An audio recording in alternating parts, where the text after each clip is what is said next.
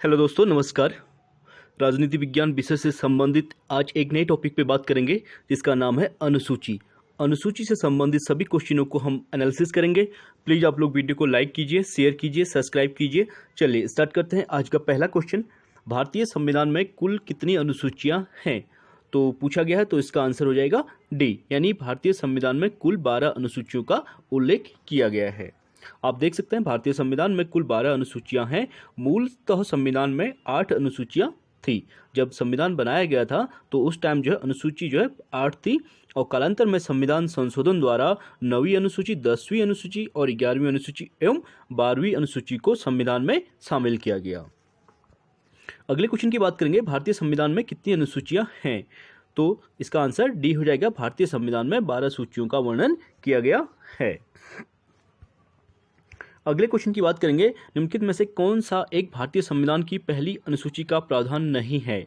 तो पहली सूची का प्रावधान जो जिसमें नहीं है वो डी हो जाएगा, यानी नागरिकता का संबंध जो है पहली अनुसूची का प्रावधान नहीं है। पहली में राज्य, संघ राज्य क्षेत्र और राज्यों के नाम और राज्य क्षेत्र से संबंधित है, यानी डी इसमें रॉन्ग हो जाएगा।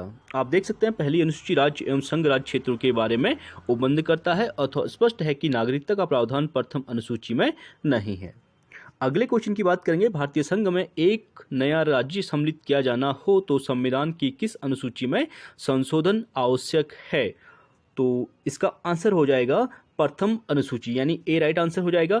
यदि भारत संघ के एक राज्य का सृजन करना हो तो संविधान की प्रथम अनुसूची में संशोधन आवश्यक होता है। अगला क्वेश्चन है, सूची 1 को सूची 2 से सुमेलित करने के लिए कह रहा है। तो संविधान की अनुसूची दी गई है और उससे संबंधित विषय दिए गए हैं, तो इनको देख लेते हैं।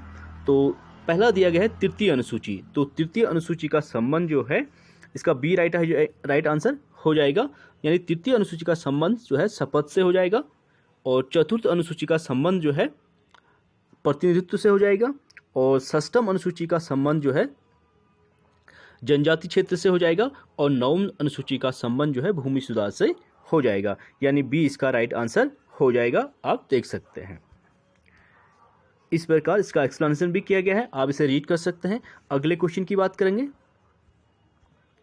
भारतीय संविधान की निम्नलिखित में से कौन सी अनुसूची राज्यसभा में स्थानों के आवंटन से संबंधित है? यानी बी इसका राइट आंसर हो जाएगा। चौथी अनुसूची भारतीय संविधान में राज्यसभा के स्थानों के आवंटन से संबंधित है।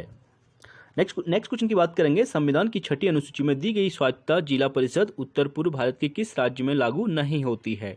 तो इसका आंसर सी राइट आंसर हो जाएगा, नागालैंड। 6ठी अनुसूची असम, मेघालय, त्रिपुरा और मिजोरम के जनजातीय क्षेत्रों के प्रशासन के बारे में उपबंध का प्रावधान करती है। इसमें नागालैंड जो है सम्मिलित नहीं किया जा सकता है।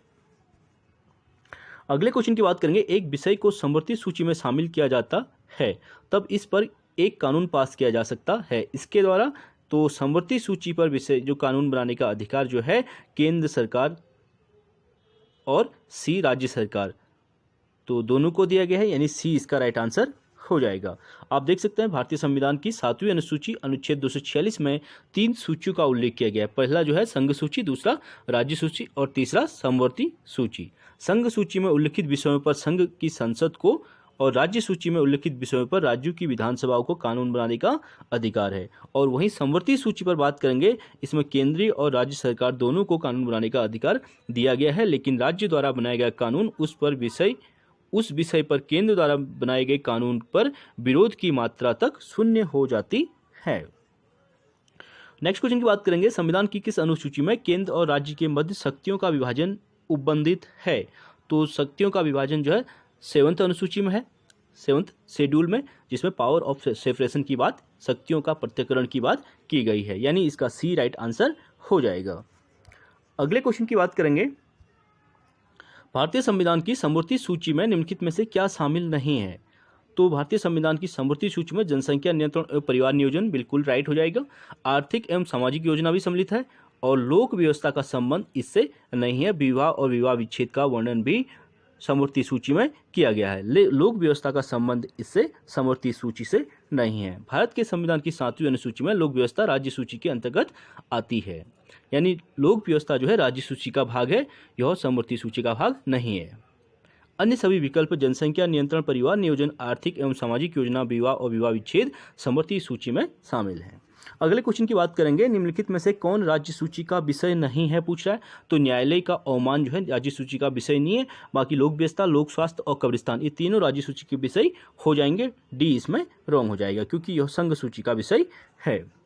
आप देख सकते हैं न्यायालय का अवमानना समवर्ती सूची का विषय है। सॉरी, ये जो है न्यायालय का अवमान जो है समवर्ती सूची का विषय है, जबकि लोक व्यवस्था, कब्रिस्तान तथा लोक स्वास्थ्य जो है राज्य सूची के विषय हैं। और अन्य महत्वपूर्ण तथ्यों की बात करेंगे तो 7वीं अनुसूची के 3 अनुसूचियों में प्रथम संघ सूची, दूसरी राज्य सूची और तीसरी समवर्ती सूची वर्णित है। और संघ सूची में वर्तमान में प्रविष्टियों की संख्या 97 और राज्य सूची में 66 और समवर्ती सूची में 47 दिया गया है। आप इसका एक्सप्लेनेशन अच्छे से रीड कर सकते हैं और साथ ही ये विषयों को भी देख सकते हैं, कौन से सूची में कितने विषयों को रखा गया है। अगले क्वेश्चन की बात करेंगे, निम्नलिखित में से कौन सा संघ सूची का विषय नहीं है। तो संघ सूची का जो विषय नहीं है और डाकघर बचत बैंक संघ सूची का विषय नहीं है। बी इसमें रॉन्ग हो जाएगा। बाकी संघ, विदेशी ऋण, अंतर्राज्यिक व्यापार और कृषि आय पर कर जो है, सॉरी इसमें डी जो है संघ सूची का विषय नहीं है, यानी कृषि आय पर कर। कृषि आय कर जो है राज्य सूची का भाग है, इसलिए डी इसमें जो है रॉन्ग हो जाएगा। बाकी डाकघर बचत बैंक, विदेशी ऋण और अंतर्राज्यिक व्यापार तीनों राइट हो जाएंगे। अगले क्वेश्चन की बात करेंगे, निम्नलिखित में से कौन सा विषय संघ सूची का विषय नहीं है पूछ रहा है। तो विवाह एवं तलाक जो है संघ सूची का विषय नहीं है। यह जो विवाह एवं तलाक है ये समवर्ती सूची का विषय है। बाकी जो है संघ नागरिकता की बात करें, बैंकिंग की बात करें, अंतर्राज्यीय व्यापार की बात करें तो ये संघ सूची का विषय है। अगले क्वेश्चन को देख लेते हैं, निम्नलिखित में से कौन सा विषय भारतीय संविधान के समवर्ती सूची के अंतर्गत आता है।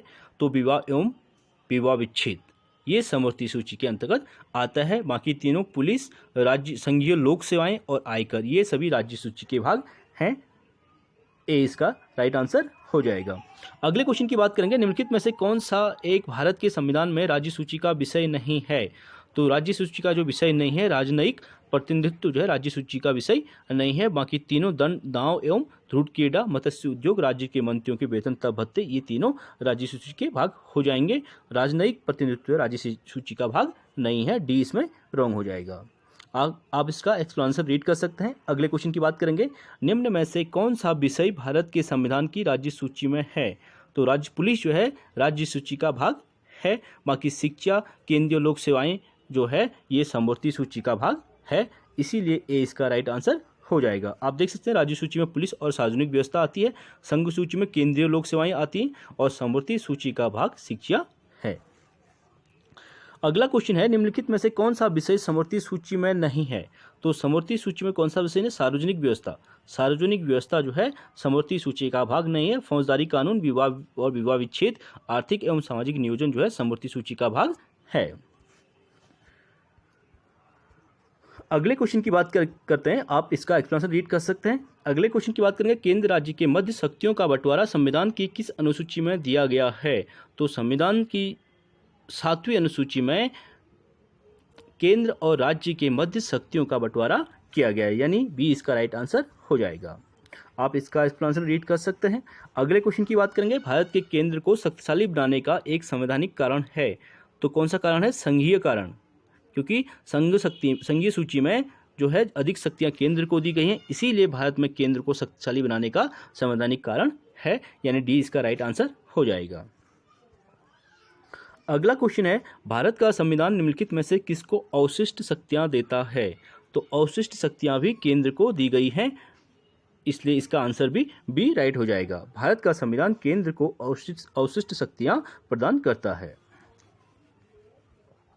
अगले क्वेश्चन की बात करेंगे, राज्य सूची के किसी विषय को राष्ट्रीय हित का विषय घोषित करने का अधिकार किसे है।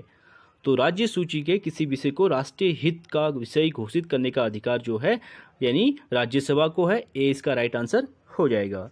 संविधान के 11वें भाग के अनुच्छेद 249 में यह वर्णित है कि यदि राज्यसभा में उपस्थित और मत देने वाले सदस्यों में से कम 2/3 सदस्यों द्वारा समर्थन संकल्प द्वारा घोषित किया गया है कि राष्ट्रीय हित में यह आवश्यक है कि संसद राज्य सूची के ऐसे विषय के संबंध में जो उस संकल्प में विनिर्दिष्ट हैं विधि बनाए, तो उस संकल्प के प्रबद्ध होने तक उस विषय के संबंध में संसद द्वारा भारत के संपूर्ण राज्य क्षेत्र या उसके किसी भाग के लिए विधि बनाना जो है विधिपूर्ण होगा। ये आर्टिकल 249 में कहा गया है। अगला क्वेश्चन है संघ सूची में शामिल है, तो संघ सूची में 97 विषय दिए गए हैं, लेकिन वर्तमान की बात करें तो संघ सूची में 100 विषय हैं। इसका ए राइट आंसर हो जाएगा। अगले क्वेश्चन की बात करेंगे संघ सूची में कितने विषय सम्मिलित किए गए हैं, तो संघ सूची में 97 इसका राइट आंसर हो जाएगा। ऑप्शन 97 दिएगा, लेकिन वर्तमान में जो है 100 यानी 100 विषय इसमें वर्णित हैं। अगला क्वेश्चन है 42वें संविधान संशोधन के पश्चात भारत के संविधान की समवर्ती सूची में कितने विषय हैं, तो 42वें संविधान संशोधन के बाद जो है समवर्ती सूची में 52 विषय हैं। बी इसका राइट आंसर हो जाएगा। समवर्ती सूची में मूलतः 47 विषय हैं, लेकिन वर्तमान में जो है 52 यानी 52 विषय शामिल किए गए हैं। अगले क्वेश्चन की बात करेंगे निम्नलिखित में से कौन सा एक समवर्ती सूची में परिभाषित विषयों पर विधियों का निर्माण कर सकता है, तो इसमें राज्य विधानमंडल और संसद दोनों समवर्ती सूची में विधियों यानी कानून का निर्माण कर सकते हैं, इसलिए इसका आंसर सी हो जाएगा। ए और बी दोनों राइट हो जाएंगे। ये देख सकते हैं आप लोग, समवर्ती सूची में कुल 47 विषय, वर्तमान में बात करें तो 52 विषय का उल्लेख किया गया है, जिन पर कानून बनाने का अधिकार संघ और राज्य दोनों को दिया गया है। अगले क्वेश्चन की बात करेंगे 8वीं अनुसूची में कितनी भाषाओं का उल्लेख किया गया है, तो 8वीं अनुसूची में जो है 22 भाषाओं का उल्लेख किया गया है, जो इसमें ऑप्शन नहीं दिया गया है, इसलिए इसका आंसर कोई भी राइट इनमें से नहीं है। आप देख सकते हैं भारतीय संविधान में किसी भी भाषा को 8वीं अनुसूची के अंतर्गत शामिल किया जाता है। संविधान में प्रारंभ में केवल 14 भाषाओं का राजकीय भाषा का दर्जा प्राप्त था, और 92वां संविधान संशोधन 2003 द्वारा जनवरी 2004 में बोडो, डोंगरी, मैथिली और संथाली को राजकीय भाषा के रूप में मान्यता दी गई। इससे पहले वर्ष 1992 में 71वें संविधान संशोधन द्वारा नेपाली, कोंकणी, मणिपुरी को भी, वर्ष 1967 में 21वें संविधान संशोधन द्वारा सिंधी को राजकीय भाषा का दर्जा दिया गया था। इसी प्रकार अभी तक 22 भाषाओं को संविधान में अनुच्छेद 344 के तहत मान्यता प्राप्त है। अन्य महत्वपूर्ण तथ्यों की बात करें तो 22 भाषाएं जिनको मान्यता प्राप्त है वो कौन कौन सी आप देख सकते हैं, इसमें इसको रेट कर सकते हैं। अगले क्वेश्चन की बात करेंगे भारतीय संविधान की 8वीं अनुसूची में कितनी भाषाओं का उल्लेख है, तो भारतीय संविधान की बात करेंगे तो इसमें 22 भाषाओं का उल्लेख है, यानी सी इसका राइट आंसर हो जाएगा। अगला क्वेश्चन है भारतीय संविधान की 8वीं अनुसूची में निम्न में से कौन सी भाषा सम्मिलित नहीं है पूछ रहा है, तो अंग्रेजी, यानी बी इसका राइट हो जाएगा। बी इसमें जो है अंग्रेजी इसमें सम्मिलित नहीं है, बाकी हिंदी, संस्कृत और संताली इसमें सम्मिलित है। अगले क्वेश्चन की बात करेंगे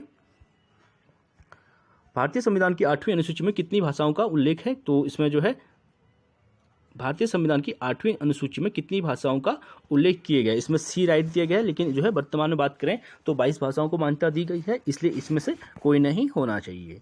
अगले क्वेश्चन की बात करेंगे संविधान की 8वीं अनुसूची में कितनी प्रादेशिक भाषाओं को शामिल किया गया है, तो कितनी प्रादेशिक भाषाओं को शामिल किया गया, 22, यानी सी इसका राइट आंसर हो जाएगा।